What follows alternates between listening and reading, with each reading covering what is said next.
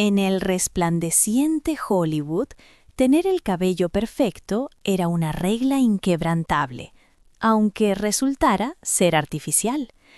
Detrás de los peinados emblemáticos de 15 íconos legendarios se ocultaba un secreto extraordinario. Pelucas, adhesivo y pura ilusión. Bienvenidos al lado oculto del glamour. Humphrey Bogart. Detrás de su incesante cigarro, su mirada penetrante y la famosa gabardina de Casablanca.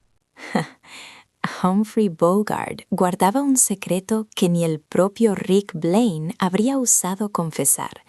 Mientras el mundo lo admiraba como el símbolo del hombre rudo del cine negro, el actor llevaba sobre su cabeza no solo el peso del estrellato, sino también una peluca meticulosamente diseñada. Bogart comenzó a experimentar pérdida de cabello a los 30 años, justo en el momento en que Hollywood empezaba a mirarlo de una manera diferente. Para cuando interpretó a Dollarzo en El Halcón Maltés o The Big Sleep, su dependencia en los postizos era total. Pero esto no era simplemente una prótesis cosmética, era un elemento crucial de su imagen, una ilusión mantenida con una precisión casi obsesiva por los estudios de cine. El director de fotografía, Arthur Edison, reveló años más tarde que iluminar a Bogart era todo un arte en sí mismo. La luz debía caer en el ángulo exacto para que ninguna sombra traicionera delatara el borde del postizo, y Bogart lo sabía perfectamente. A menudo, durante el rodaje, ajustaba sutilmente su postura si sentía que la luz podía desvelar su secreto. No se trataba solo de actuación, sino de estrategia. Según las memorias de Lauren Bacall, su esposa, Bogart nunca se mostraba en público sin su postizo, ni siquiera en la intimidad. El único lugar donde se lo quitaba era en la piscina, y ni siquiera allí permitía cámaras ni miradas indiscretas.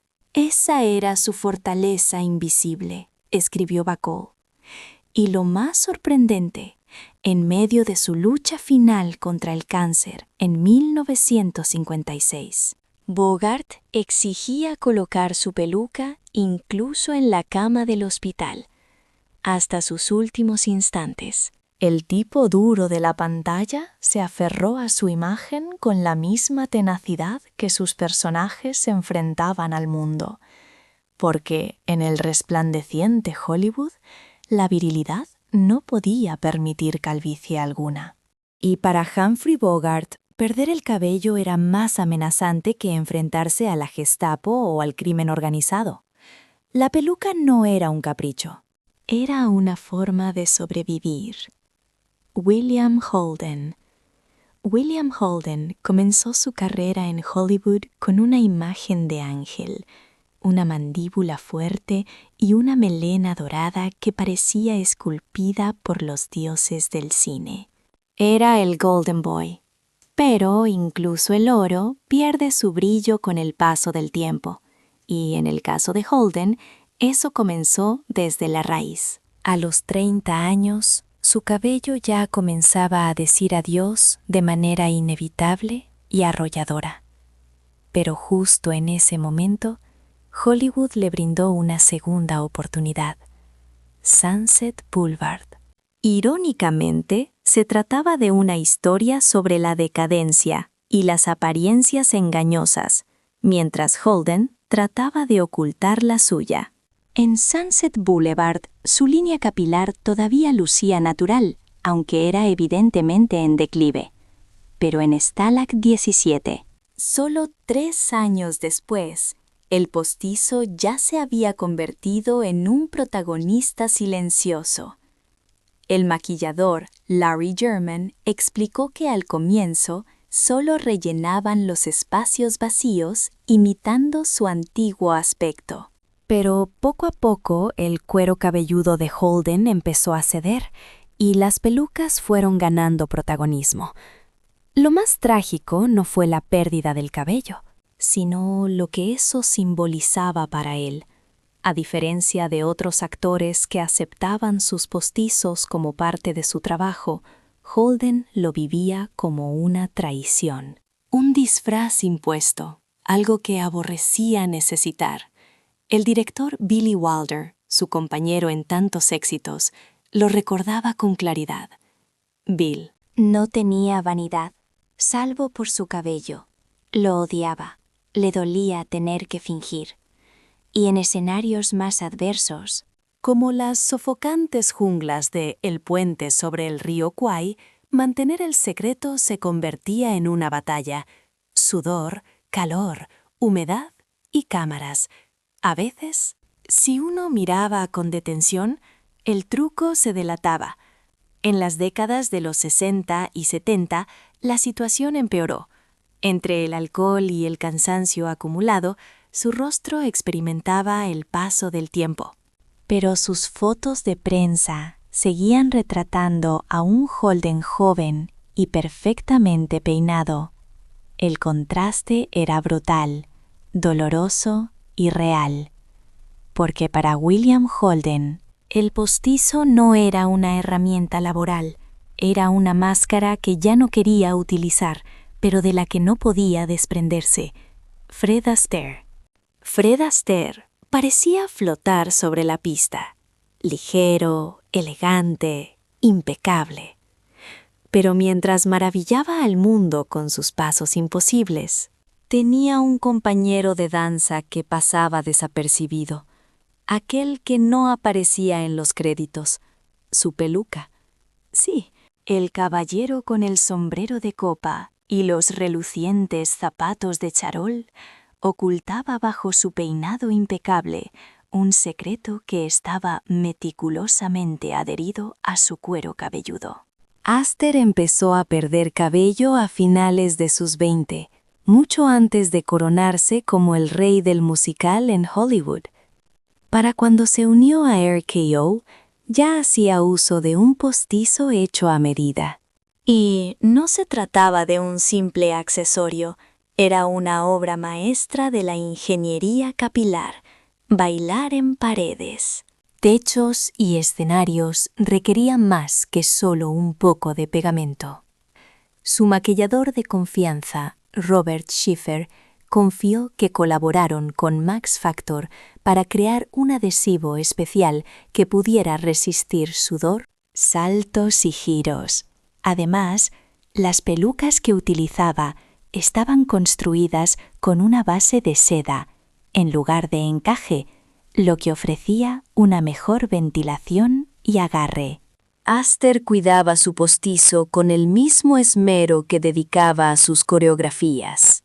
Siempre viajaba con varios idénticos, atendidos por un equipo de estilistas de alto nivel. Durante décadas no se reportó ni un solo incidente en la que su peluca se soltara en plena actuación. Ninguno. Un récord tan impecable como sus pasos de claqué. Ginger Rogers, su famosa pareja de baile, mencionó con ironía: tenía que recordar no pasar los dedos por su cabello durante las escenas más románticas. Fred jamás me lo habría perdonado si le despeinaba a su pequeño compañero. Así, mientras todos enfocaban sus miradas en los pies, nadie prestaba atención a lo que sucedía en su cabeza. Fred Astaire no solo danzaba con elegancia, también engañaba la vista con total perfección. Spencer Tracy. Spencer Tracy no actuaba. Era su manera de encarnar un personaje. Parecía tan orgánico, tan veraz, que la cámara simplemente se rendía ante su talento. En una época de grandes gestos y dramatismo desmedido, Tracy susurraba y dominaba la pantalla. Sin embargo, detrás de esa imagen de sinceridad absoluta, escondía algo cuidadosamente camuflado, un peluquín tan sutil, tan bien diseñado, que el público nunca sospechó que el actor más natural de Hollywood llevaba día tras día un trozo de artificio en su cabeza. La transformación comenzó en la década de 1950. cuando su abundante melena se convirtió en algo del pasado. MGM, siempre astuto en mantener a las estrellas rentables, no esperó a que la calvicie se convirtiera en un aspecto problemático. Su estrategia fue tan gradual que ni los fanáticos más observadores notaron el truco. William Tuttle, su maquillador, confesó la táctica. No queríamos un postizo llamativo. Al principio, solo rellenábamos áreas específicas, evitando líneas de cabello artificiales y volúmenes exagerados. La idea era que pareciera un hombre de mediana edad, no un muñeco. Y así funcionó. Tracy continuó siendo Tracy, madurando como un buen vino, sin cambios bruscos. Su peluca se adaptó a su envejecimiento, integrándose con sus canas y señales de fatiga por la edad. Nada fuera de lugar, nada que levantar sospechas. Era el arte de desaparecer en el escenario, incluso con un poco de ayuda. Su pareja de toda la vida, Katharine Hepburn, fue una de las pocas personas con quien Spencer se atrevía a quitarse esa máscara. En privado, lo llamaba esa maldita cosa, pero nunca se quejó de ello en público. Para él, como para otros profesionales serios, el postizo era como un foco o un guión. Una parte más de su trabajo. Y así fue hasta el final. En Guess Who's Coming to Dinner, su última película antes de fallecer, la peluca ya no podía ocultar lo inevitable. Su salud se había deteriorado, su rostro marcado, su energía apagada, pero el cabello aún permanecía allí, no como símbolo de vanidad, sino como la última armadura de un actor que jamás quiso desviar la atención del público de lo que realmente importaba, la verdad detrás del personaje. John Wayne. El sombrero de vaquero, el andar pesado, la mirada que no necesitaba palabras. John Wayne era el oeste hecho carne. Pero detrás de esa imagen de hombre indestructible se ocultaba una verdad que ningún forajido se atrevería a reconocer. El mismísimo Duke estaba calvo. Wayne comenzó a perder cabello en sus 30 y tantos, justo cuando su carrera despegaba con la película Diligencia en 1939. Conforme su popularidad aumentaba, su línea del cabello se desvanecía, y los estudios no iban a permitir que el emblema del hombre americano pareciera anciano o débil. La solución consistía en un postizo meticulosamente diseñado, para dar un aire descuidado. Sí, porque a diferencia de las pelucas impecables de los galanes urbanos, la de Wayne necesitaba parecer como si fuera completamente real. El Duke quería que su cabello diera la impresión de haber sobrevivido a una tormenta de arena, confesó su estilista, Charlie Yamora. Pelucas rústicas, ligeramente despeinadas, elaboradas para parecer genuinas bajo el sol abrasador del desierto.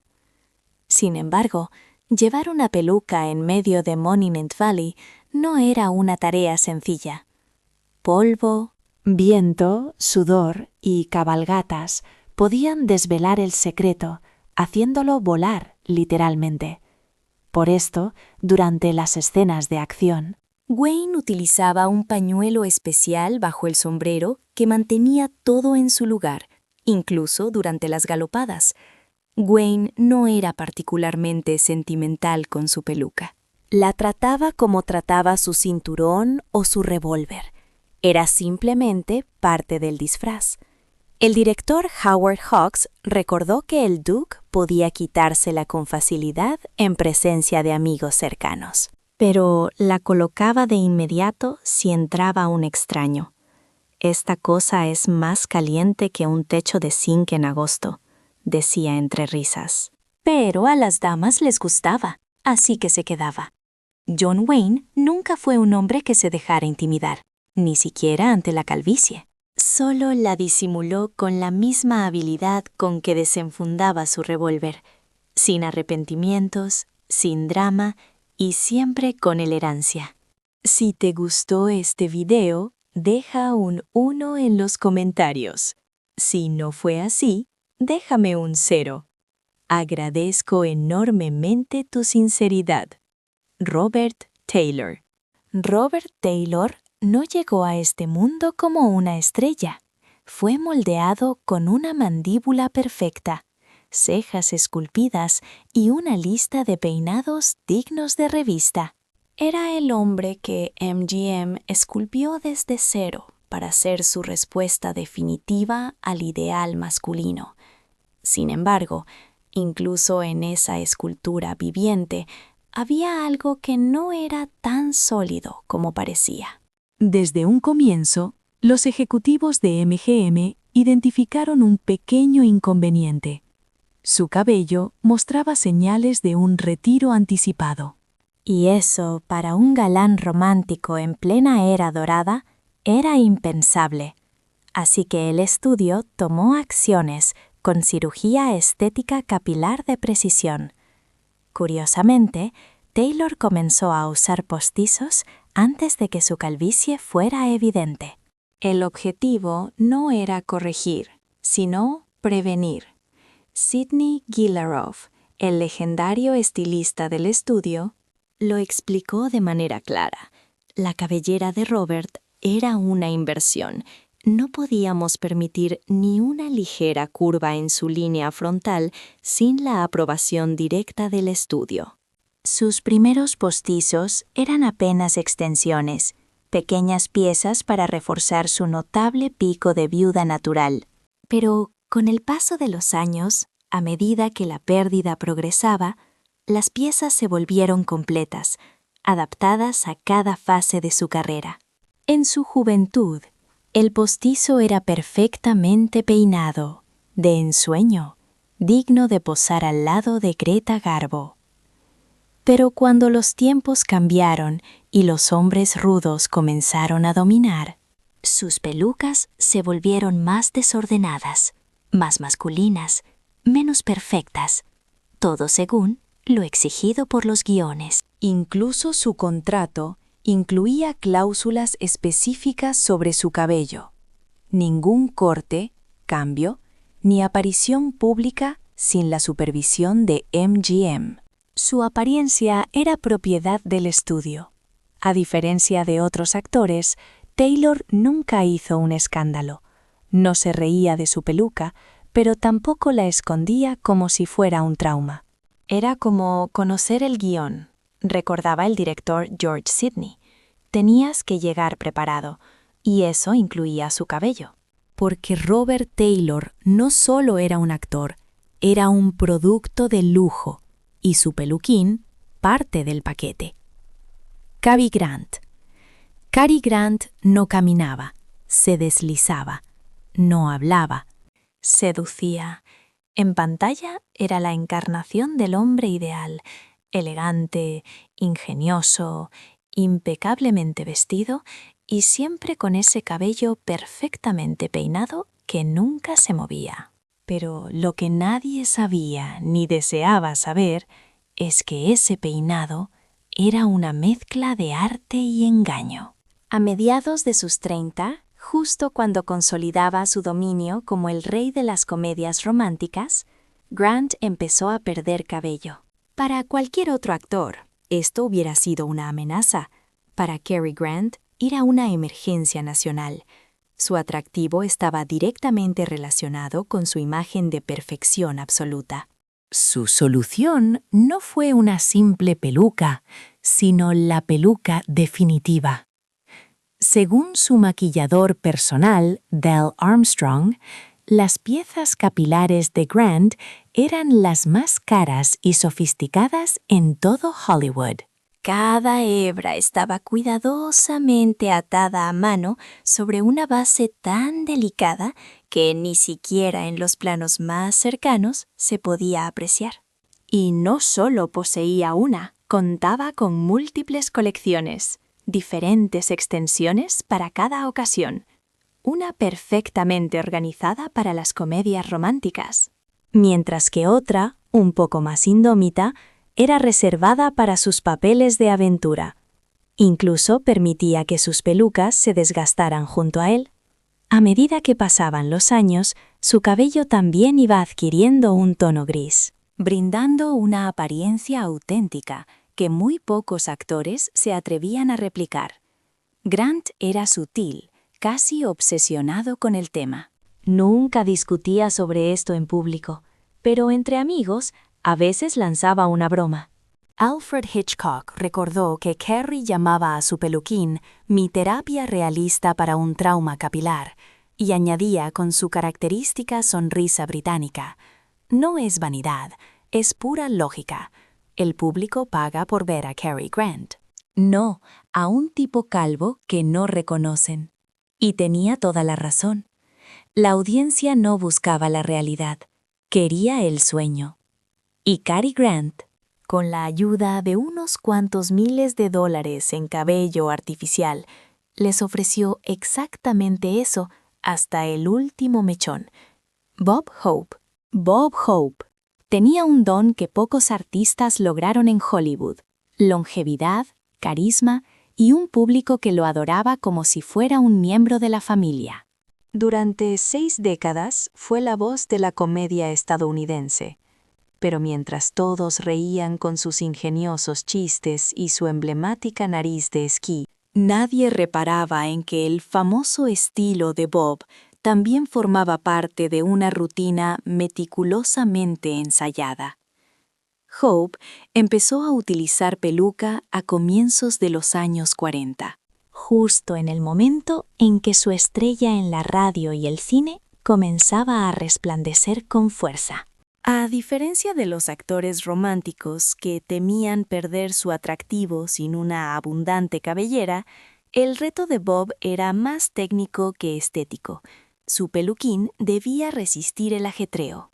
Saltos, caídas, cambios de vestuario, persecuciones cómicas, y todo sin despeinarse. Su maquillador, Wally Westmore, lo explicaba con humor. La peluca de Bob necesitaba ser tan resistente como su ritmo de trabajo. Si se movía, el chiste se arruinaba. Pero lo más llamativo de Bob Hope no era simplemente que usara un postizo, sino cómo lo incorporaba. En espectáculos privados para tropas militares, a veces lo incluía como parte de su rutina. Fingía que se le caía o la ajustaba de manera exagerada para provocar carcajadas, pero esto solo sucedía en la intimidad. En la televisión o el cine no había ni una mención ni una grieta. Harry Gilbert, su estilista de confianza, mantenía una rotación de pelucas idénticas, siempre peinadas de la misma manera, siempre listas para ser capturadas por la cámara. El cabello de Bob era como su firma. Decía, si cambiaba, el público se desconectaba. Y así ocurrió. Desde la Segunda Guerra Mundial hasta la era del color Hope, mantuvo su imagen inalterable. Ni el paso del tiempo, ni los nuevos formatos, ni la visible vejez le arrebataron su corona artificial. Incluso cuando ya en sus 80 y 90 el postizo comenzaba a delatarse bajo las luces, la audiencia lo aceptaba. Era Bob Hope. Su peinado formaba parte del mobiliario emocional de América. James Stewart era el hombre decente, el vecino ideal, el tipo que siempre hacía lo correcto, aunque le costara todo. Con su andar desgarbado, su acento sereno y esa mirada sincera, Stewart conquistó el corazón del público como el everyman definitivo de Hollywood. Pero incluso él, el actor más auténtico del sistema de estudios, escondía algo bajo su peinado sencillo. Una peluca meticulosamente diseñada para parecer nada especial. A diferencia de otros galanes que encubrían la calvicie desde el primer indicio, Stewart permitió que su cabello retrocediera a la vista del mundo durante sus primeras décadas en el cine. En Mr. Smith Goes to Washington y Qué bello es vivir, su frente ya se alargaba visiblemente, y eso solo lo hacía más entrañable. Pero cuando llegó a los 40 y la pérdida de cabello se aceleró, el estudio tomó medidas. La solución fue tan discreta como su personalidad. Una peluca que no brillaba, que no llamaba la atención, que parecía auténticamente imperfecta. Su maquillador, Charles Schroer, reveló que Stewart pedía explícitamente que su postizo diera la impresión de ser el de un tipo común. Nada demasiado peinado, nada que se viera demasiado juvenil. Solo un poco de asistencia para continuar proyectando su esencia auténtica. Así fue como uno de los actores más genuinos del cine utilizó una ilusión diaria para fortalecer esa imagen de autenticidad. No por mero capricho, sino por coherencia. Era similar a vestirse con el atuendo del personaje o aplicarse el maquillaje, narró el director Henry Koster. Jimmy colocaba la peluca con la misma naturalidad con que se ataba los zapatos. Con el paso del tiempo, su peluquín fue envejeciendo junto a él. Se volvió más delgado, más gris, menos denso, al igual que el verdadero Stewart. Y esa lealtad a su propia imagen, de forma paradójica, hizo que su engaño capilar se percibiera como más auténtico que cualquier otra cosa.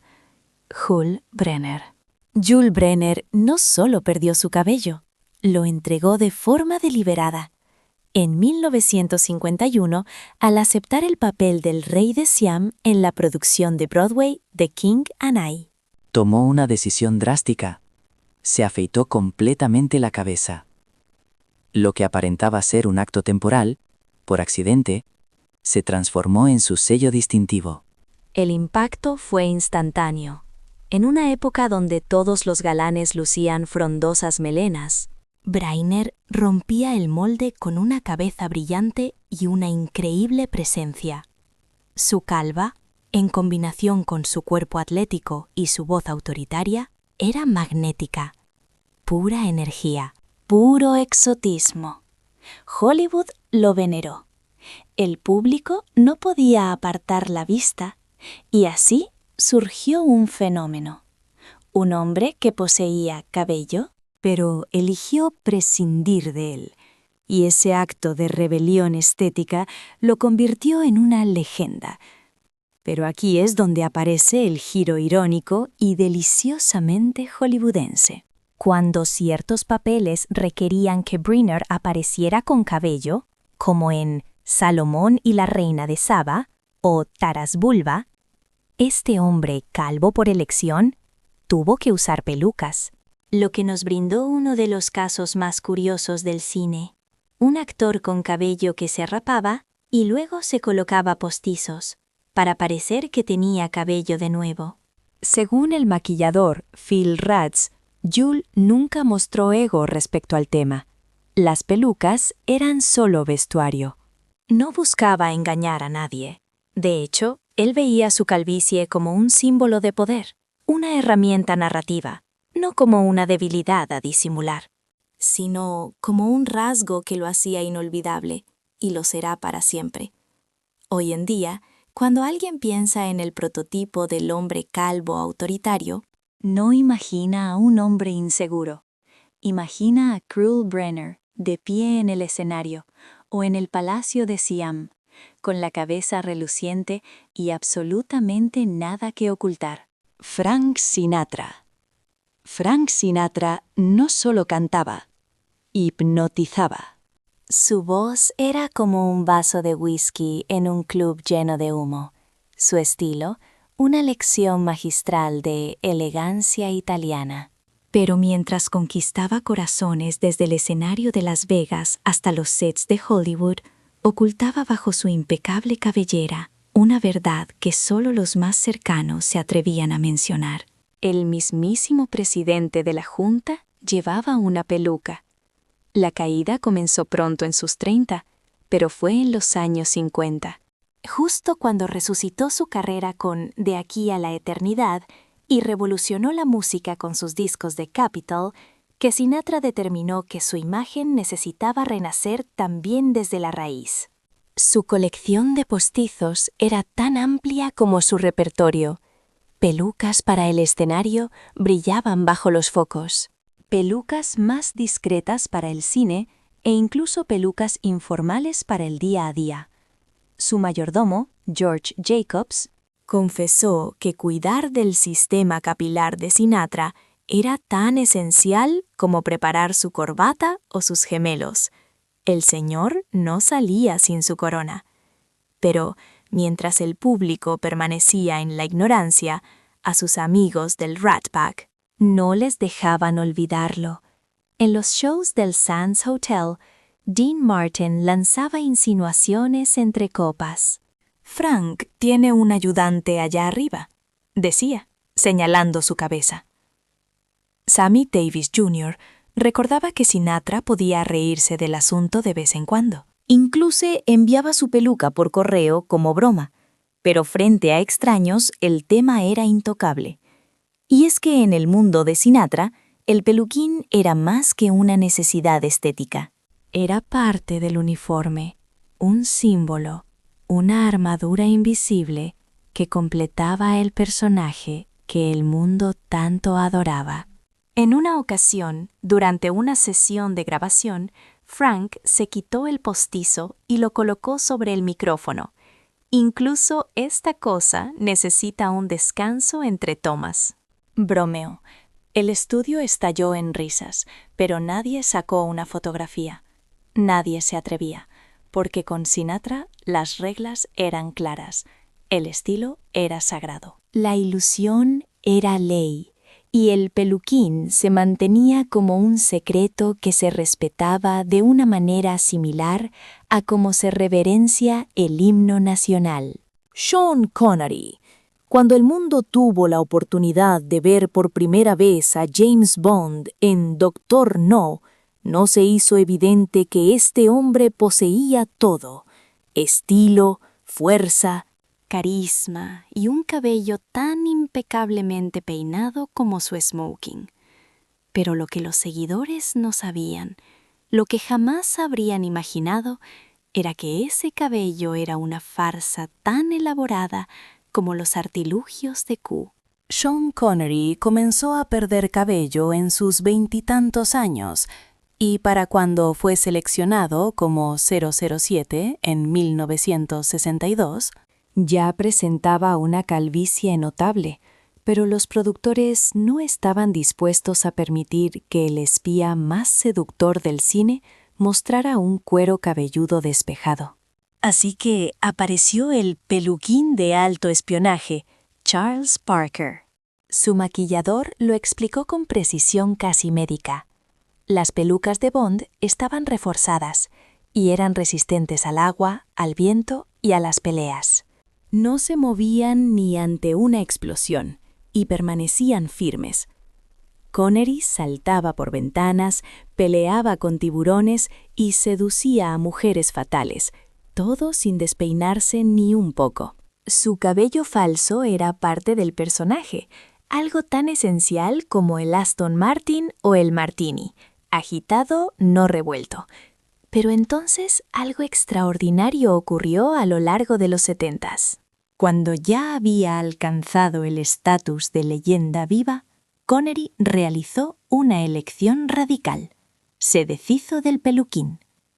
En filmes como The Offense y Sardos, se mostró completamente calvo. No por obligación, sino por convicción. Ya no sentía la necesidad de ocultar nada. Ya no era Bond, era Sean Connery, y eso era suficiente. «Estoy cansado del artificio», le confesó al director Sidney Lumet. «Quiero mostrarme tal como soy, sin decoraciones». Fue una jugada arriesgada, pero resultó efectiva. Connery no solo mantuvo su estatus de estrella, lo elevó en Los Intocables, Indiana Jones y La Casa del Octubre Rojo. Era calvo, maduro y más magnético que en cualquier otra ocasión. Su calvicie se convirtió en un símbolo de confianza, de experiencia, de poder sin pretensiones. Gracias por quedarte hasta el final y ver nuestro video. Deja un 2 en los comentarios si aún estás aquí con nosotros. Burt Lancaster. Antes de alcanzar la fama, Burt Lancaster fue acróbata de circo. Saltaba de trapecio en trapecio, sin red.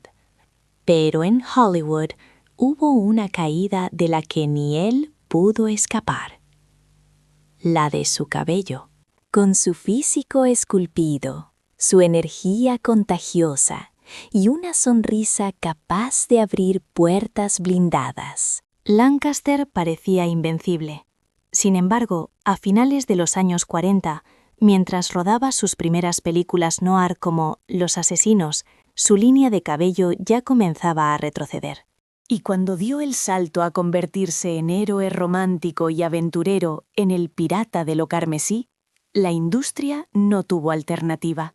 El ídolo atlético necesitaba una ayuda capilar. El problema era uno que ni el mejor doble podía resolver.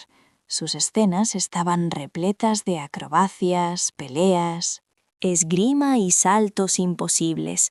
¿Cómo lograr que una peluca resistiera todo eso? El coordinador de acrobacias, Lou Elias, lo explicó con claridad. Tuvimos que utilizar una malla fina y goma especial para que el postizo no saliera volando en cada toma. Y funcionó. Entre espadas y explosiones, el cabello de Burt nunca se movía más de lo necesario. Pero lo verdaderamente fascinante era su actitud. Nada de dramas, nada de ocultamientos. Si el peluquín necesitaba ajustes entre tomas, simplemente los solicitaba, como si fuera una espada rota o una hombrera caído, de manera profesional, práctica, sin un ápice de ego. Su gran amigo y eterno rival, Kirk Douglas, que nunca utilizó peluquín, se burlaba de Burt. Tenía ventaja con las mujeres. Su pelo era comprado y perfecto. A lo que Lancaster respondía con una carcajada. Y el tuyo es natural, pero no tan atractivo, amigo. La verdad es que para un hombre tan físico, tan expuesto y exigente consigo mismo, usar un peluquín no fue una debilidad, fue simplemente una herramienta más del oficio. Como el trampolín en el circo, estaba ahí para asegurarse de que el espectáculo no fallara. Douglas Fairbanks. Douglas Fairbanks Jr. nació con todas las de ganar. Un apellido legendario, un rostro esculpido, buenos modales y un legado que lo colocaba en la nobleza de Hollywood. Pero ni los genes de su padre, el gran héroe del cine mudo, pudieron protegerlo de la maldición más democrática del estrellato masculino, la pérdida de cabello. A inicios de los años 40, mientras servía con distinción en la Marina durante la Segunda Guerra Mundial, su línea de cabello comenzó a retroceder. Al regresar a la pantalla grande, su imagen romántica y aventurera requería una restauración sutil, y así, como si fuera parte de su smoking o su copa de coñac, Douglas añadió el peluquín a su armadura de caballero, pero lo hizo con una elegancia que destilaba discreción británica y, sobre todo, sin un atisbo de dramatismo. El estilista Robert Schiffer lo describió a la perfección. Douglas trataba sus pelucas como un noble británico cuidaría su vestimenta con meticulosidad, pero evitaba mencionar el tema. Para él era una cuestión de presentación, no de inseguridad, a diferencia de otras estrellas que usaban el peluquín para simular una juventud eterna. Fairbanks Jr. permitió que sus postizos envejecieran con él. A medida que su carrera evolucionaba de galán a embajador cultural, de aventurero a mentor. Su cabello artificial también se adaptaba, más gris, más delgado, más digno, y esto lo hacía aún más creíble. A través de los años, Mientras transcurría entre los sets de cine, salones diplomáticos y fiestas con la realeza británica, su imagen se conservó impecable, no porque intentara parecer joven, sino porque comprendía la relevancia de la presentación adecuada. Su postizo no era un intento de engañar. Era parte del uniforme de alguien que sabía que, en ciertos círculos, la elegancia se mide hasta el último cabello, incluso si éste es adquirido.